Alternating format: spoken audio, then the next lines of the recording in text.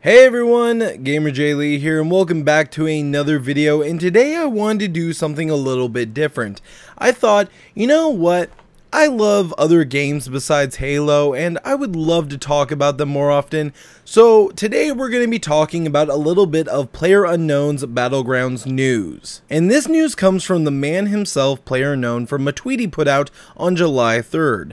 I'm at our new PLAYERUNKNOWN Battlegrounds office in Madison today. The team is working on our new desert map. Here's a work in progress preview of this new location. Now, if you guys look at these images, they are very impressive, and I'm not going to lie, I am very excited to see what exactly they're planning on doing with this map, because from what I understand and what has been rumored, this isn't going to be another 8x8 map just like what the current map is in PLAYERUNKNOWN Battlegrounds. This is going to be a smaller 4x4 map. Now, to me, this is very interesting, just for a couple of reasons. For one, it's a smaller map, as I mentioned, so that means this could be suitable for something like duos matches or solo queue matches. I think that having a smaller map might make games go a little bit quicker. Let's say you don't have much time, but you really want to get a game in of PLAYERUNKNOWN and you just want to play your game and just play by yourself. You don't have any friends online.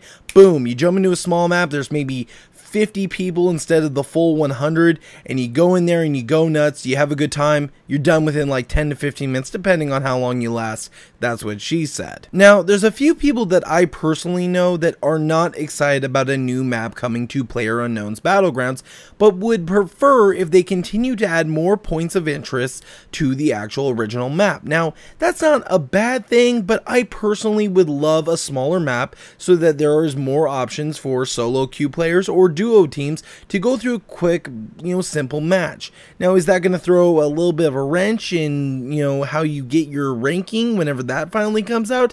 I think so, because some people will have smaller maps where they'll have less enemies to fight, while other teams might have bigger maps where they have the whole 8x8 map and they have a whole 100 people to fight. So that's gonna throw a little balancing issue, at least in my opinion, whenever it comes to it, because in a smaller map you're gonna have to last probably not as long as you would have to last in a full 8x8 map. So we'll have to see what happens as development continues. Now, one thing that I have discovered is I think that these images are taken from two different perspectives of the same area. Now, let's start off with this image here. On the right hand side, you see a train cart. Now, to me, this is going to be a very interesting element. What can you do with the train cart? Is it just something you can climb inside of and take cover in? Is it something that you can go inside and close the doors of the train cart and kind of hide in to kind of, tuck yourself away if people drive by? Or, and this is just my theory, could they be the equivalent of the little shacks that we see scattered throughout the map that we're currently on? Now, this is kind of an out there theory because I don't think there's train track going everywhere throughout the map, and you do see these little huts everywhere, but since it is a smaller map, there is a possibility that this train track is kind of like the road that we see throughout the map on PLAYERUNKNOWN Battlegrounds currently. Now, on the left hand side, you see a brand new garage building. Now, me personally, I'm not gonna dive too deep into this.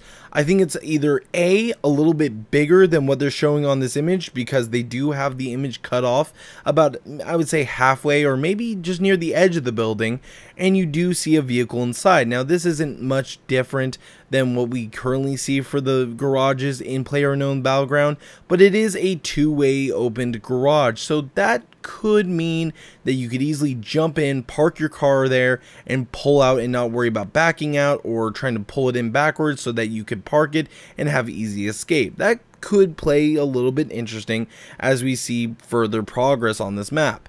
Now, the next thing I wanted to point out, and I think this is going to become a point of interest on this map, is the water tower behind the blue building up ahead.